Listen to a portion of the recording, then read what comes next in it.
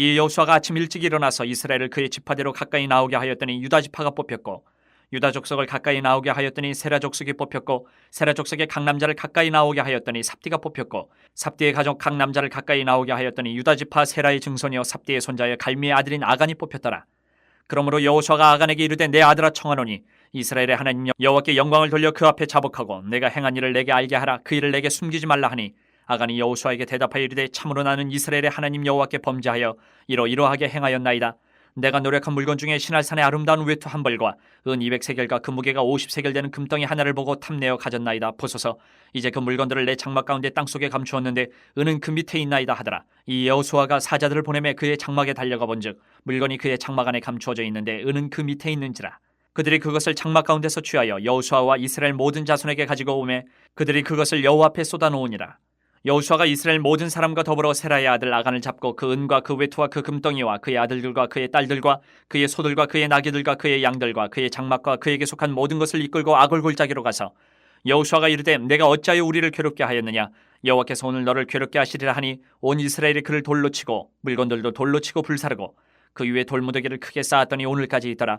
여호와께서 그의 맹렬한 진노를 그치시니 그러므로 그곳 이름을 오늘까지 아골 골짜기라 부르더라. 성도라면 자신의 잘못 그리고 죄에 대한 그 무게를 정말 잊지 말아야 합니다. 죄를 가볍게 여기면 정말 무서운 대가를 치르게 됩니다. 하나님 앞에서. 반대로 죄의 심각성을 그 무게를 잘 알면 하나님 은혜에 더 감사할 수 있는 기회가 되기도 합니다. 오늘 드디어 죄 지은 자가 누군지 드러났습니다. 그는 유다 지파에 속한 아간이라는 사람이었어요. 그 아간 한 사람의 범죄 때문에 이스라엘 백성 전체가 죄의 대가를 치러야 했습니다. 아이성에 올라가서 사람이 죽고 패하고 돌아왔잖아요. 정말 엄청난 대가를 치른 겁니다. 한 사람의 죄 때문에. 이것은 정말 안타까운 일입니다. 하지만 하나님께 드려진 것에 손을 댄 죄는 이것으로 해결될 게 아니다라는 거죠. 간과할 수가 없는 죄예요. 앞서 15절, 오늘 16절부터 우리가 말씀을 봤는데 15절에 보면 하나님께서는 앞서서 여호수아에게 그와 그 소유를 불태워서 멸하라 이렇게 지시를 하셨어요. 우리는 죄의 대가가 얼마나 큰지 정말 잊으면 안 됩니다. 죄의 이런 심각성을 알지 못하면 구원의 은혜가 얼마나 큰지도 알지를 못해요. 죄가 얼마나 비참하고 안타깝고 비극적인 것인지를 알아야 거기서 구원해 주신 하나님의 은혜를 정말 감사할 수 있는 겁니다. 죄를 철저하게 경계하고 거룩한 삶을 살기 위해서 우리는 최선을 다해야 합니다. 예수님이 내 죄의 대가를 대신 치러주셨다라는 이 사실을 다시 한번 마음에 새기고 그 은혜를 우리가 헛되게 하면 안 될 것입니다. 오늘 19절 21절을 보면 드디어 큰 성 여리고에서 승리를 했던 이스라엘 백성이 비교적 작은 아이성에서 패배를 했습니다. 이것은 어제 말씀에서도 우리가 묵상해봤지만 승리가 하나님께 달려있다라는 것을 망각하고 하나님의 명령을 어겼기 때문이다. 하나님을 빼고 자기 마음대로 쳐들어갔다가 패한 거다라고 어제 묵상을 했어요.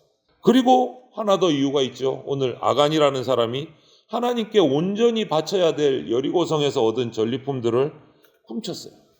여호수아는 안타까운 마음으로 아간을 불러다가 무엇을 잘못했는지 숨김없이 얘기하라고 신문을 합니다. 여호수아의 이런 권면에 아간은 또 다행히도 자기 잘못을 고백을 하고 소상히 다 밝혀요. 아간은 자기 죄를 자백하면서 오늘 말씀을 잘 보면 이런 표현을 하고 있어요. 21절을 보면 보고 탐내어 가졌다. 이게 핵심이에요. 21절의 핵심. 아간이 보고 탐내어 가졌다.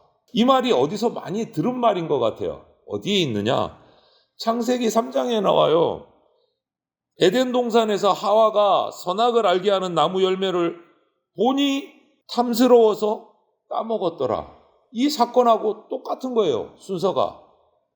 보고 탐내어 가졌더라. 하와의 선악과를 따먹은 이 에덴 동산의 첫 죄악의 모습이 그대로 반복된 거예요. 아간에게서. 여러분, 보고 탐내어 가졌다. 탐심은 우리를 죄로 이끌어가요. 탐심이 우리 속에 자리를 딱 잡으면 하나님이 우리에게 하지 말라고 금하신 그 죄악들이 탐스럽게 보여요. 보기 좋게 보여요.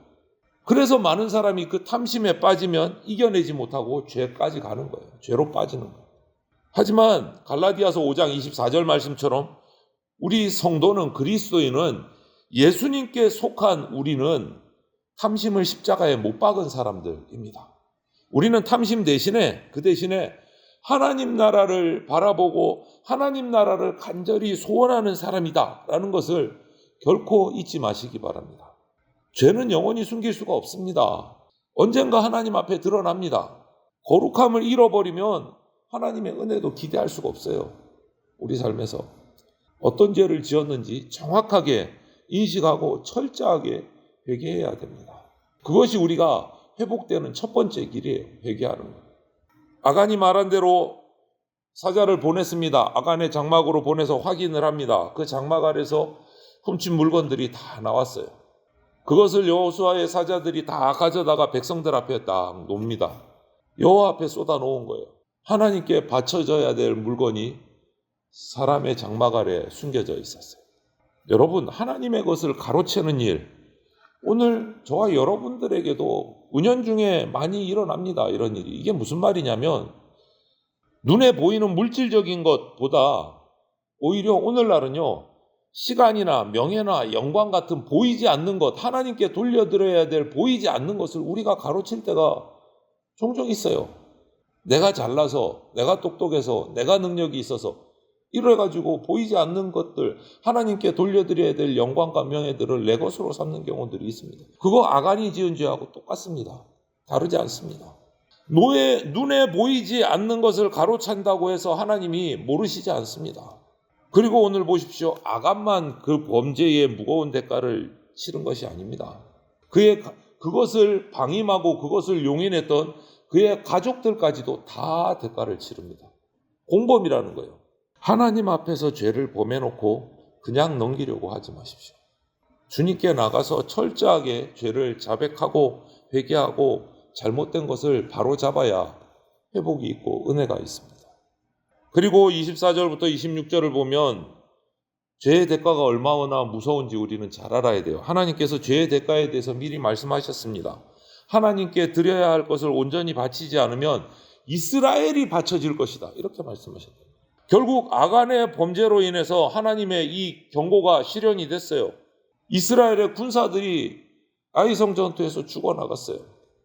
바쳐야 할 것을 바치지 않은 아간은 결국 가족, 그가 가진 소유물 전부 다 함께 돌에 맞고 불살라지는 징계를 받았어요. 그리고 이스라엘 백성은 이 일이 있었던 곳을 아골골짜기라고 이름을 해서 강력하게 자신들에게 경고를 삼습니다. 죄의 대가는요, 이렇게 무섭습니다. 우리도 잊지 말아야 합니다. 죄의 무게가 가볍기 때문에 우리를 용서해 주신 게 아닙니다. 죄의 무게는 항상 무겁고 그 대가는 엄청납니다. 예수님이 우리가 감당할 수 없는 죄의 무게, 죄의 대가를 십자가에서 대신 죽으시고 피 흘려 주신 덕분에, 그 때문에 우리가 하나님께 용서를 받은 거예요. 죄가 뭐 없어서, 죄가 가벼워서, 아간보다 가벼워서 이게 아니다. 감당할 수 없는 우리 죄의 무게를, 대가를 예수님이 십자가에서 대신 치러주신 그 은혜 때문에 하나님께 용서받은 거예요. 가볍게 생각하면 안 돼요. 그리고 그 하나님의 은혜를 헛되이 흘려버리는 그런 어리석음을 우리가 다시 범하면 안 됩니다. 늘 민감하게 우리의 삶을, 내 생각을, 내 마음을 말씀 앞에서 살피는 저와 여러분들이 되셔야 됩니다. 후회하지 말고, 또 후회만, 죄 짓고 나서 또 죄 지었네 이렇게 후회만 하지 말고 회개하는 거룩한 그러한 삶이 우리 가운데 있어야 됩니다. 아간의 죄는요, 개인 가정의 문제에서 끝나지 않았어요. 우리가 묵상했잖아요. 이스라엘 공동체 전체에 엄청난 대가를 치르게 했습니다. 아간 한 사람의 죄 때문에 아이성 전투에서 패배하고 많은 군사들이 죽고 죄인을 색출하고 또 형제와 가족을 처벌해야 되는 정말 고통을 겪은 거예요. 이스라엘 공동체가. 여러분, 우리 신앙 공동체, 믿음의 공동체인 이 교회는 모든 구성원, 지체들이 연결되어 있는 신앙 유기체예요. 한 사람의 죄가 교회 공동체 전체에 영향을 미칩니다. 영적으로 육적으로 다 영향이 미쳐져요. 나의 죄가 우리 공동체 전체를 위태롭게 한다라는 것을 우리가 기억을 하고 죄의 유혹을 이겨내야 되고, 또 다른 지체가 죄에 빠지지 않도록 기도하고 서로 위로하고 격려하고 돌봐야 돼요. 정죄하는 것이 아니고 돌봐야 돼요. 여러분, 여리고성의 라합과 아간을 한번 비교해 보십시오. 오늘 마지막으로. 아간과 그 가족들처럼 그냥 나는 하나님의 선택받은 하나님의 백성이야, 그 이름을 가진 것으로 안주만 해서는 안 됩니다. 비록 기생이고 이방인이었던 라합이지만 아간과는 정반대로 하나님을 진정으로 경외하고 믿었던 그 라합, 그 믿음을 우리가 본받아야 돼요. 나는 그리스도이냐 교회 다녀 그것으로 안주하면 안 됩니다.